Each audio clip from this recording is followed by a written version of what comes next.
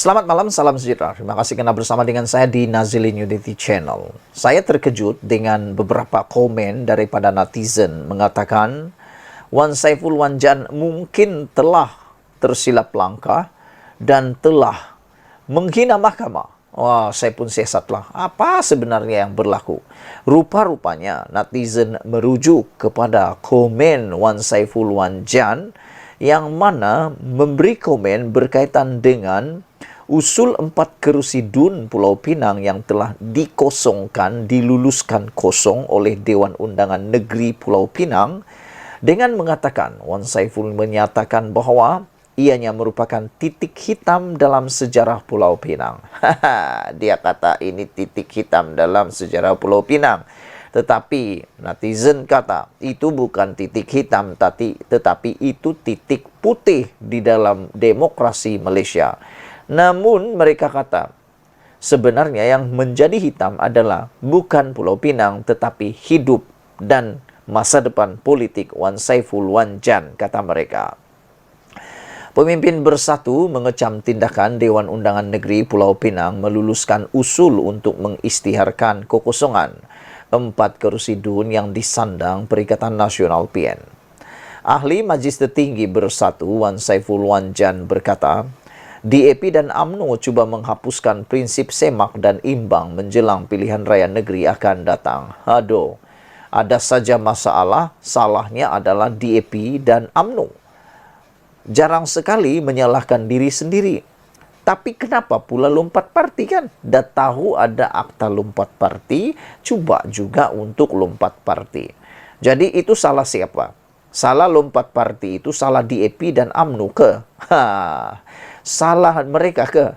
Sedangkan seperti yang kita tahu, kelulusan ini, kelulusan usul 4 kerusi dikosongkan ini telah pun disokong majoriti di Dewan Undangan Negeri Pulau Pinang hari ini. Jadi itu salah siapa? DAP dan UMNO juga. Menurut tindakan tersebut yang menyebabkan pembangkang hanya memiliki 1 kerusi DUN adalah tidak selaras dengan semangat undang-undang anti lompat parti, kata beliau. Ini bagi saya adalah satu titik hitam dalam sejarah negeri Pulau Pinang yang mana kerajaan DAP dan UMNO menghapuskan sebarang kemungkinan untuk adanya semak dan imbang agar mereka boleh melakukan apa sahaja termasuk dalam menghadapi PRN, kata Wan Saiful Wanjan. Ini sebenarnya bagi saya, keputusan akta anti lompat parti ini tiada kaitan dengan PRN, tapi ada kaitan dengan orang yang melakukan perbuatan melanggar undang-undang itu. Siapa suruh langgar undang-undang anti lompat parti kan? Siapalah yang menyuruh mereka? Saya harap rakyat lihat betapa zalim dan rakusnya kerajaan Pulau Pinang dalam mengekalkan kuasa, kata Wan Saiful Wanjan. Saya yakin Mahkamah Rakyat akan putuskan mereka patut ditolak dalam PRN nanti, kata ahli parlimentasi gelugur itu kepada pemberita di parlimen. Nah, keputusannya adalah daripada Mahkamah Persekutuan, bahwa mengatakan bahwa keputusan mengosongkan 4 kerusi itu adalah konsisten dan selaras dengan perlembagaan persekutuan. Jadi kalau mahkamah telah luluskan dengan mengatakan itu, Wan Saiful kata, saya yakin Mahkamah Rakyat akan putuskan pula yang mereka patut ditolak dalam PRN nanti. Adakah ini satu bentuk penghinaan kepada keputusan Mahkamah Persekutuan? Dewan Undangan Negeri Pulau Pinang pagi ini meluluskan usul untuk mengisytiharkan 4 kerusi yang disandang Perikatan Nasional dikosongkan. Kerusi berkenan disandang oleh Afif Bahardin, Seberang Jaya, Zulkifli Ibrahim, Sungai Aceh, Kalik Mahteb, Muhammad Ishak, Bertam, dan Zulkifli Mad Lazim, Teluk Bahang. 2 daripada mereka, yaitu Afif dan Zulkifli sebelum ini, merupakan wakil rakyat PKR tetapi kemudiannya menyertai Bersatu. Khalid dan Zulkifli pula merupakan adun Bersatu tetapi parti itu keluar daripada PH pada tahun 2020. Terdahulu, Ketua Penerangan Bersatu, Senator Razali Idris berkata, usul supaya 4 wakil rakyat PN mengosongkan kerusi mereka tidak sepatutnya dikenakan kepada adun Bersatu kerana mereka tidak melompat parti, kata beliau lagi. Ikuti terus ulasan selepas ini.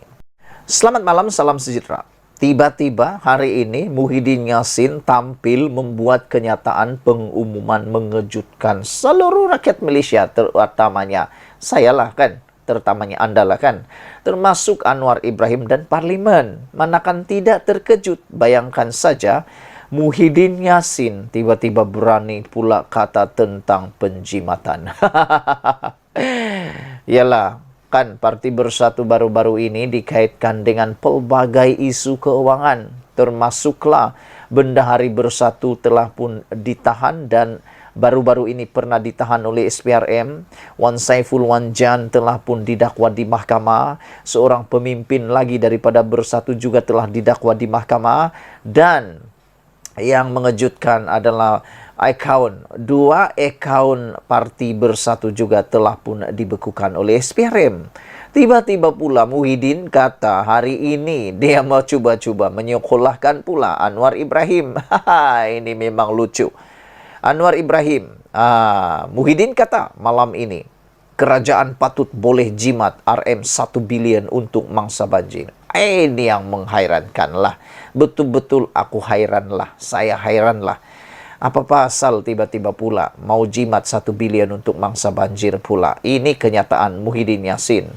Kata Muhyiddin Yassin, kerajaan mampu menyelamatkan dana sebanyak RM1 bilion daripada wang yang diperuntukkan untuk penambahan RM500 ke dalam akaun pencarum wang simpanan pekerja, kata Muhyiddin Yassin. Peruntukan itu sebaliknya boleh digunakan untuk menyelamatkan mangsa-mangsa banjir, katanya dalam ucapan perbahasan Belanjawan 2023. Sebenarnya pencarum tak mohon suntikan RM1 bilion ini, tapi mereka hanya mohon untuk KWSP mereka dibenarkan untuk dikeluarkan secara bersasar, kata Muhyiddin. Sebenarnya, isu KWSP ini memang sangat popular untuk Muhyiddin. Kenapa? Sebab dia pernah menggunakan isu KWSP ini di dalam memenangkan jiwa-jiwa, memenangkan undian kepada beliau. Namun, baru-baru ini Anwar Ibrahim telah pun menyatakan bahawa bukan kerajaan tidak mahu keluarkan KWSP, tetapi Anwar Ibrahim mengingatkan kepada semua rakyat Malaysia bahawa pada waktu kita tua nanti, kita perlu simpanan, kata Anwar Ibrahim.